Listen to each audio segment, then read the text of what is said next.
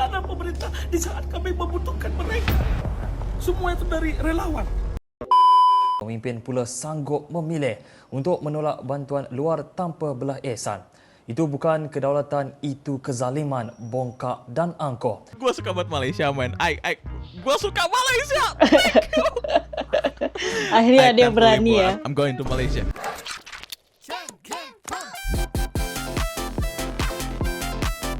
Oke, assalamualaikum, Elsa di sini. Hai guys, hai semua, halo tetangga. Gimana kabar teman-teman semua? Semoga sehat selalu, semoga bahagia selalu, dan semoga hari teman-teman semua selalu kudik. Selamat datang di channel YouTube Asri Widianti Putri. Hari ini aku baru aja scroll TikTok dan menemukan sebuah video yang ini kali pertama aku mendengar, dan akhirnya ada TV negara luar yang berani untuk mengkritik, berani untuk speak up, untuk menyuarakan keadilan juga demi kemanusiaan. Nah, jadi salah satu dari stasiun TV Malaysia ini mungkin dia juga kecewa dengan sistem pemerintahan yang ada di Indonesia terkait bagaimana cara pemerintah Indonesia itu dalam menanggulangi banjir ataupun dalam menolong korban-korban banjir. Kita juga akan mendengarkan kreator Indonesia juga tanggapan dari salah satu presenter dari TV Malaysia ini. Nanti kita lihat sama-sama video seperti apa. Tapi sebelum dimulai video reactionnya, seperti biasa aku mau ngajakin teman-teman semua dulu untuk subscribe channel ini dan aktifkan lonceng notifikasinya supaya tidak ketinggalan updatean terbaru dari channel ini. Dan bagi teman-teman yang mau request bisa banget DM Instagram aku di @aswidiantiputri. Tanpa berlama-lama, tanpa membuang masa, jumlah kita mulai video reactionnya. Are you ready?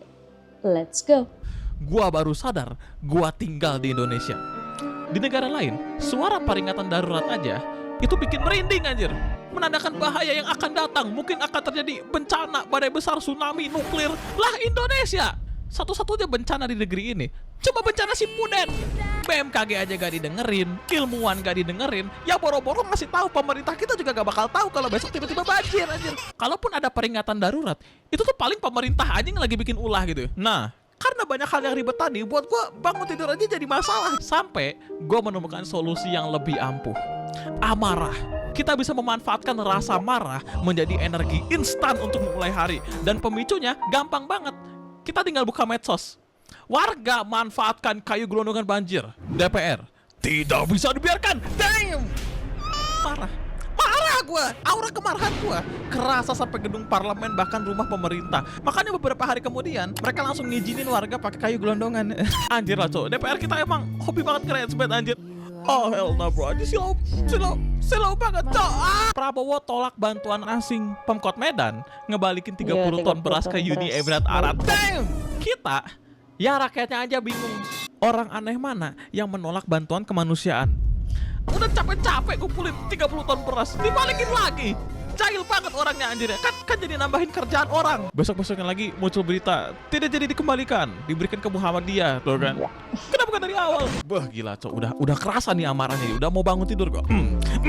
Ya kita lihat ada apa lagi nih. Jenderal TNI ngomong, kalau ada kekurangan, tolong informasikan kekurangan itu ke kami. Jangan diekspos lewat sosial media, bro. Anda ini pengen kita ngapain? Japri ngelapor gitu. Pakai surat, nulis Bapak bla bla bla bla bla bla bla bla, terus dikirim suratnya pakai burung. Mereka tapak kan? Justru sosial media bisa digunakan sebagai sarana komunikasi. Kita juga berharap video kita ditonton oleh bapak-bapak sekalian. Kenapa kita gak ngelapor? Karena pemerintah dikritik satu negara aja masih malas menanggapi, ya, apalagi betul. nanggapin laporan satu-satu.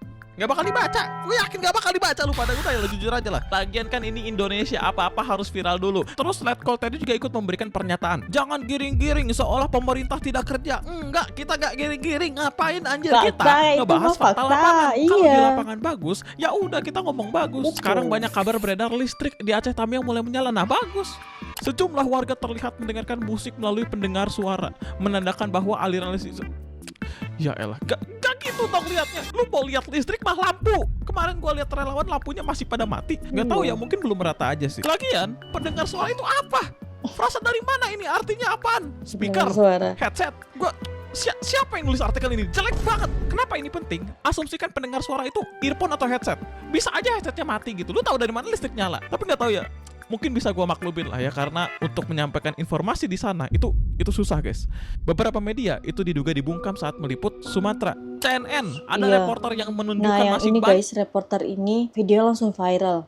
Dan seketika video itu hilang. Kita berdoa semoga mbaknya juga nggak kenapa-napa ya, karena dia memberikan fakta yang terjadi di lapangan gitu. Banyak anak-anak yang nggak makan di sana. Selang beberapa waktu kemudian, videonya di take down. Diduga mendapatkan ancaman dari pihak yang dirugikan, lu bayangin. Ya Terus Allah. juga ada Kompas, jurnalisnya mengaku diintimidasi oknum TNI saat Allah. meliput di posko bencana Aceh. Kan kalau misalnya beneran dibungkam kayak gini, artinya yang lulus liputan itu cuma sebagian aja karena masih ada yang disembunyikan. Enggak, ini mah gue skeptis aja gitu. Para konten kreator yang meliput Sumatera juga ikut kena. Banyak yang diancam, didoxing nomor HP-nya kena hack, difitnah, dan orang-orang terdekatnya pun ikut kena gitu. Artinya kan ada yang disembunyikan nih. Ada pihak yang tidak ingin publik tahu apa yang sebenarnya terjadi gitu. Bisa aja kenyataannya lebih parah dari apa yang kita lihat di media. Dan lu pengen netizen seolah-olah jangan menggiring opini negatif, ya gimana orang ada beginian gitu. Lu ngomongin ke pihak yang mengancam lah. Makanya saran dari gua sih, mending pemerintah fokus kerja aja lah, udah gitu.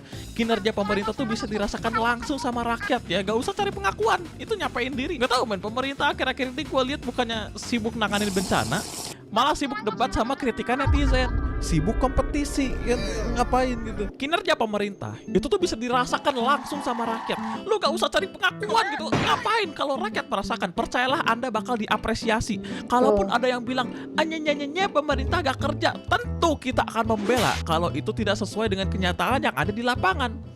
Iya, tentu kita akui kontribusi pemerintah itu gede banget. Cuma masalahnya lama dan ada yang tidak tersalurkan. Sampaikan ke TNI, Polri, Basarnas, BNPB, Pak, titik ini belum ada logistik, desa ini belum.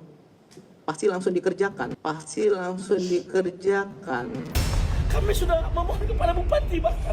Pak Bupati, kami butuh obat-obatan, kami butuh tenaga medis, tapi tidak pernah dikirimkan kemari. Pak Wapung juga sudah pernah kemari, tapi kami tidak mendapatkan pengobatannya maupun obat-obatan yang kami butuhkan. Di mana pemerintah di saat kami membutuhkan mereka?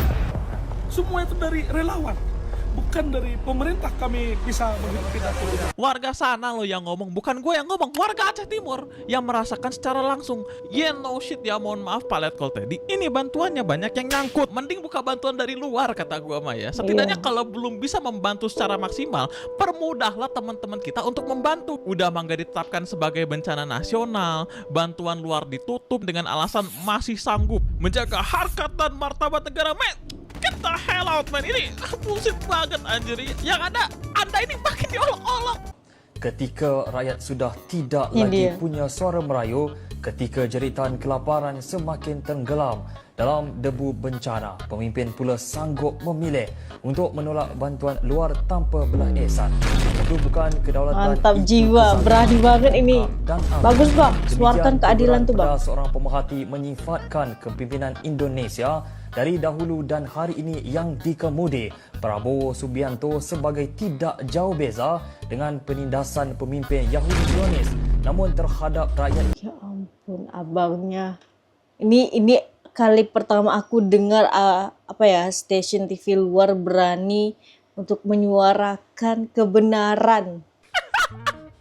Gue suka banget Malaysia man. Gue suka Malaysia. Akhirnya ada yang I can't berani believe ya. I'm going to Malaysia. Terus juga sarannya, I'm dana going to MBG Malaysia. yang nilainya 1 triliun per hari itu kita alihkan untuk pemulihan pasca bencana di Sumatera.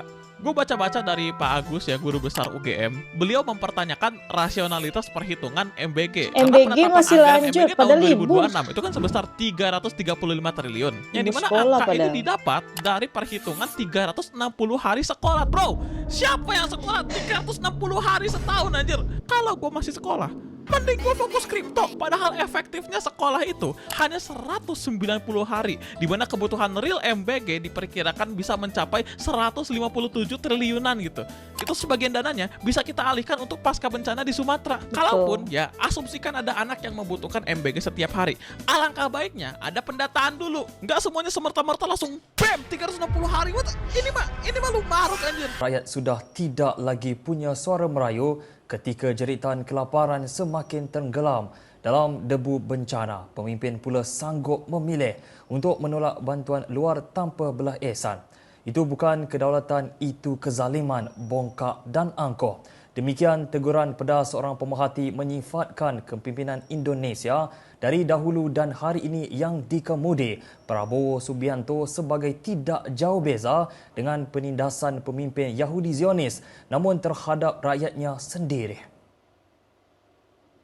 Lebih memalukan, dakwa pemerhati kerajaan itu sendiri didakwa gagal menyalurkan bantuan secara berkesan kepada mangsa terjejas bencana di Sumatera. Meskipun beberapa pemimpin dunia sudah pun menawarkan untuk menghulurkan bantuan atas dasar kemanusiaan sejagat. Terbaru, pemerintah Bandaraya Medan mengambil keputusan memulangkan bantuan kemanusiaan berupa 30 tan beras yang diterima daripada Kerajaan Emiria Arab Bersatu UAE susulan arahan kerajaan pusat supaya bantuan bencana di wilayah Sumatera diuruskan secara dalaman tanpa melibatkan pihak asing buat masa ini. Datuk Bandar Medan Riko Tri Putra Bayuwas berkata kerajaan pusat menetapkan bahawa semua bentuk bantuan bencana di Sumatera hendaklah diuruskan secara sendiri bagi memastikan keselamatan, penyelarasan logistik serta dasar negara terus terpelihara. Riko menjelaskan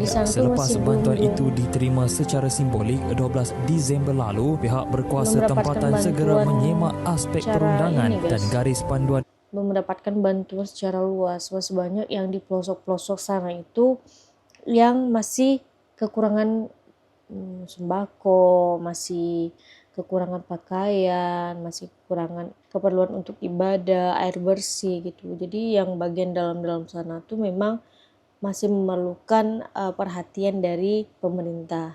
Kita doakan semoga secepatnya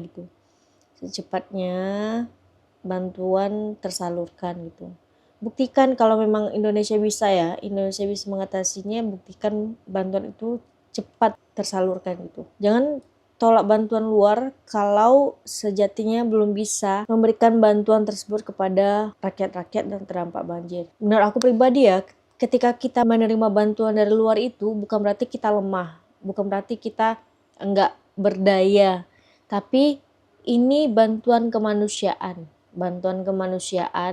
yang dimana seiman, seagama, yang memiliki empati dari berbagai negara lah, contohnya UAE gitu kan, ngirim 30 ton beras, terima, itu adalah bantuan kemanusiaan gitu. Malaysia ngirim obat-obatan, dokter, sembako senilai bertonton juga, terima. Itu bantuan kemanusiaan, bukan berarti kita menerima bantuan karena kita lemah, karena kita nggak bisa mengupayakan bantuan untuk rakyat yang terkena dampak banjir. Bukan berarti seperti itu gitu. Kita menerima bantuan karena dasar mereka peduli kepada kita gitu loh. Tapi kalau memang nggak mau menerima bantuan, cepat segera salurkan bantuan itu. Jangan sampai makin banyak orang yang meninggal karena kelaparan gitu. Berkaitan melalui BNPB dan Kementerian Pertahanan. Sebelum ini, Timbalan Duta Besar UAE Shaima Al-Hepsi telah menyerahkan bantuan bernilai tinggi itu di Pusat Operasi Kebajikan di Medan, termasuk barangan keperluan asas, keperluan bayi serta kelengkapan ibadah. Dalam perkembangan sama, Kerajaan Wilayah Aceh secara rasmi memohon bantuan daripada Program Pembangunan Pertubuhan Bangsa-Bangsa Bersatu UNDP dan Tabung Kanak-Kanak Pertubuhan Bangsa-Bangsa Bersatu UNICEF bagi menyokong usaha pemulihan pasca bencana selepas banjir besar dan tanah runtuh yang melanda wilayah itu. Langkah ini berbeza dengan pendirian pentadbiran Prabowo yang sehingga kini belum membuka akses bantuan asing susulan bencana yang melanda 3 wilayah di Sumatera sejak akhir November dengan jumlah kematian melebihi 1,000 orang. Jadi ini berita ini bukan hanya sampai di Indonesia, Malaysia, bahkan luar negeri pun udah sampai beritanya. Bahkan wartawan dari luar negeri pun juga udah meliput sampai ke Aceh, ke Sumatera Barat gitu, untuk melihat secara langsung apa yang terjadi di sana.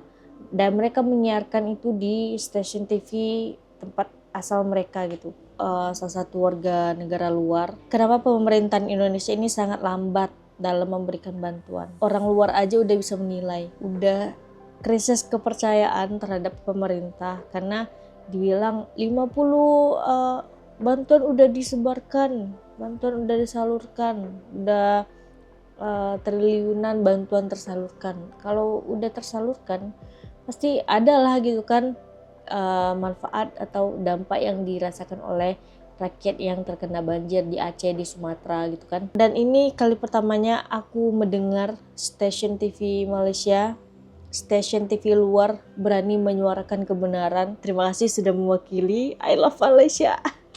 I love Malaysia. Akhirnya ada TV luar yang berani untuk mengkritik lah gitu, mengkritik supaya pemerintahan Indonesia ini bisa mendengar, melihat, belajar untuk lebih baik dalam kepemimpinan selanjutnya gitu. Sampai Bapak Mualim menangis guys. Dia menangis bukan karena banjir ya, bukan karena banjir, tapi dia menangis karena rakyatnya mati karena kelaparan. Bayangin berapa banyak rakyat dia yang mati karena kelaparan, warga dia yang mati karena kelaparan, yang bantuan tidak tersalurkan dengan baik sehingga mereka mati kelaparan. Jadi semoga ini bisa menjadi sebuah nasihat lah bagi pemerintah Indonesia. Tan Sri Yati udah mengkritik pemerintahan Indonesia, ini juga TV Malaysia udah mengkritik pemerintahan Indonesia, rakyatnya juga udah mengkritik. Jadi semoga bisa belajar sih dari kejadian ini. Untuk video kali ini cukup sekian. Bagi teman-teman yang suka sama video ini, jangan lupa untuk like, komen, dan subscribe. Kita ketemu di next video. Assalamualaikum.